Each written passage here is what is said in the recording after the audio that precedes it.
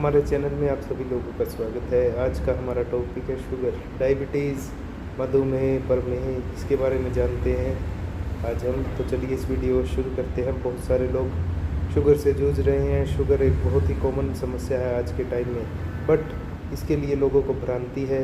ये बहुत लोगों को टेस्ट कराने का भी नहीं पता, सिर्फ एक रैंडम ब्लड शुगर का टेस्ट करा लिया, खाना खाने के बाद 2 घंटे बाद टेस्ट करा लिया और थोड़ी सी पीक आ गई तो ये सोच लेते हैं शुगर हो गई है, बट उन्हें ये भी नहीं पता कि मेंटेनेंस का भी कौन सा टेस्ट कराना चाहिए। तो आज सबसे पहले तो हम शुगर के बारे में जान लेते हैं। शुगर बताता हूँ।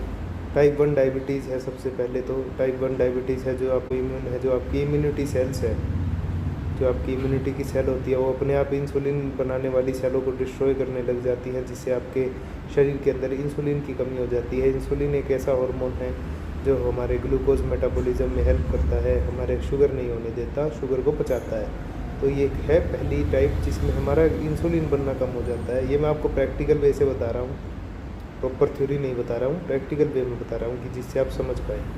टाइप 2 में ये होता है कि आपका शरीर इंसुलिन तो ठीक बना पा रहा है, बट आपकी सेंसिटिविटी ख़त्म हो रही है, मतलब आपका शरीर उस इंसुलिन को यूज़ नहीं कर पाता है। तो ये है टाइप 2 डायबिटीज़। टाइप 3 जो है वो जेनेटिक में कहा जाता है। जेनेटिक जिसको कहते हैं, जो जैसे बच्चे हैं और डिसऑर्डर्स के साथ होती है, वो जैसे और भी शरीर में बीमारी होती है तो उनके साथ हो जाता है।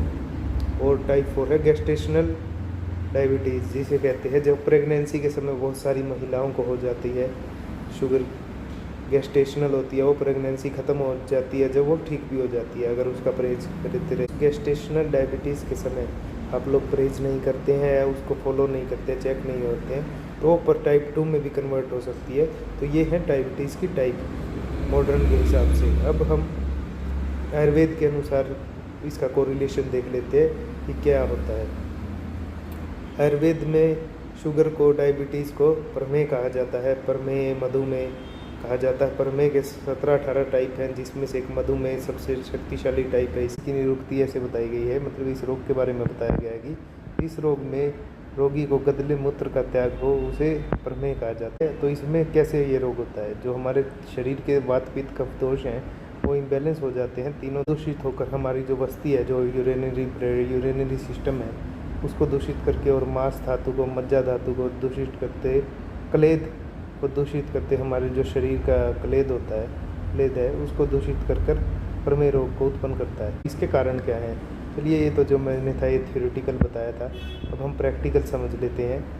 इसके 2 ही कारण बताए गए हैं कि एक तो स्ट्रेस, जो आदमी को ज़्यादा चिंता रहती है वो शुगर के होने के उसको चांस रहते हैं आयुर्वेद के अनुसार, और जो इसका सेडेंट्री लाइफस्टाइल है, ओबेसिटी है, उसको रहता है, बिल्कुल भी काम नहीं करते। सेडेंट्री लाइफस्टाइल है, जैसे बहुत ज़्यादा तेलिया भोजन खाते हैं और चीज़ें खाते हैं, डाइजेशन स्लो है, मेटाबॉलिज्म स्लो है, तो आपको प्रमेह हो सकता है।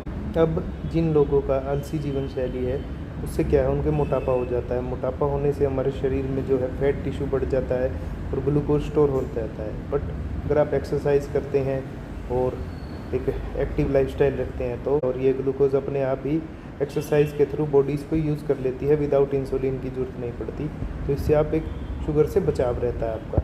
दूसरा, अगर आप कैसे पहचानें आपको शुगर है, एक तो आप अपना टेस्ट करा सकते हैं, RPS हो गया, रैंडम करा लीजिए कभी। अगर उस रैंडम में आ जाती है तो बहुत सारे लोग ये करते हैं खाली पेट कराइए, अब खाना खाने के बाद कराइए, बट नहीं, इसका एक प्रॉपर टेस्ट होता है HB1AC।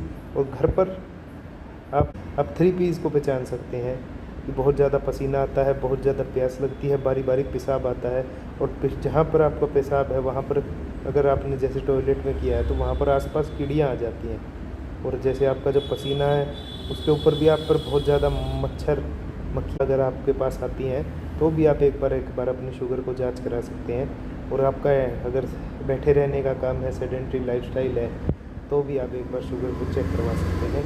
ये इसके कुछ प्री सिम्टम्स है होता है। मॉडर्न इलाज तो आप सभी लोग जानते हैं, वही मेटफॉर्मिन, वही combination glimepiride, metformin, sitagliptin, vildagliptin type के ड्रग्स हैं। डिफरेंट कैटेगरी के ड्रग्स हैं जो आपके डॉक्टर ने आपको लिख रखे हैं, आपकी कंडीशन के हिसाब से आपके डॉक्टर ने जो आपको प्रिस्क्राइब कर रखे हैं वो अलग अलग ड्रग्स हैं।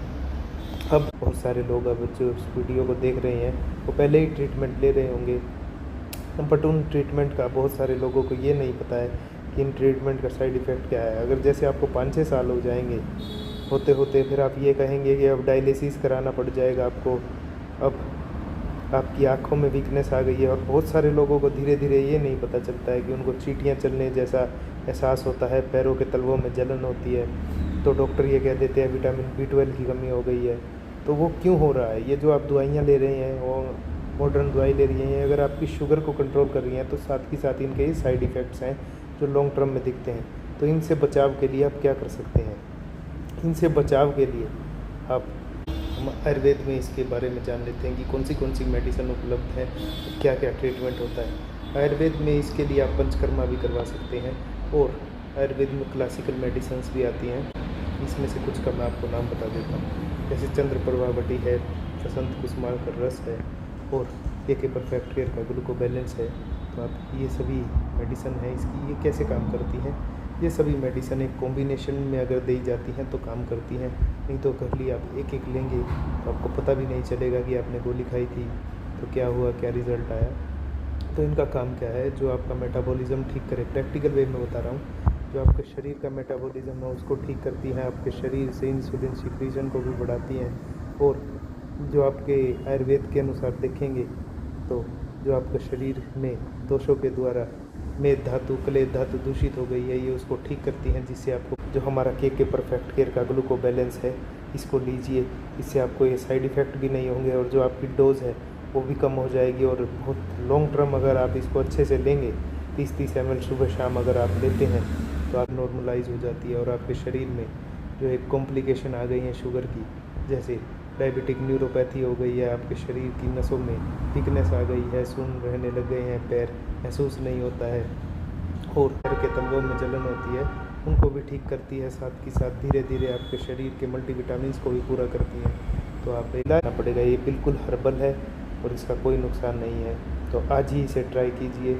अमेज़ॉन पर भी उपलब्ध है, और हम के थ्रू, फेसबुक के थ्रू एक बार आयुर्वेदिक ट्रीटमेंट लें, देख सकते हैं। ये आयुर्वेदिक ट्रीटमेंट है, ये मैंने आपको थोड़ा ओवरव्यू दिया है इसका कि कैसे क्या वो आयुर्वेदिक ट्रीटमेंट होता है भरने में। इसका बहुत अच्छा इलाज है। बहुत सारे लोग मेंटेन नहीं कर पाते हैं शुगर को, परहेज नहीं कर पाते हैं शुगर के, इसीलिए वो ये कह देते हैं कि आयुर्वेद में इसका इलाज नहीं है। बट बस आपको अपनी विल पावर को स्ट्रॉन्ग रखना पड़ेगा और थोड़ा टाइम लेना पड़ेगा। मैं ये नहीं कह रहा हूँ कि कोई दवाई अच्छी होती है, कोई बुरी होती है।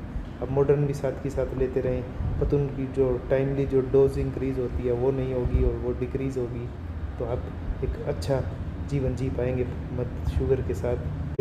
विज़िट कीजिए, जिससे आप हमसे मिल पाएंगे, और आगे हम आपको पर्सनलाइज्ड ट्रीटमेंट भी दे सकते हैं।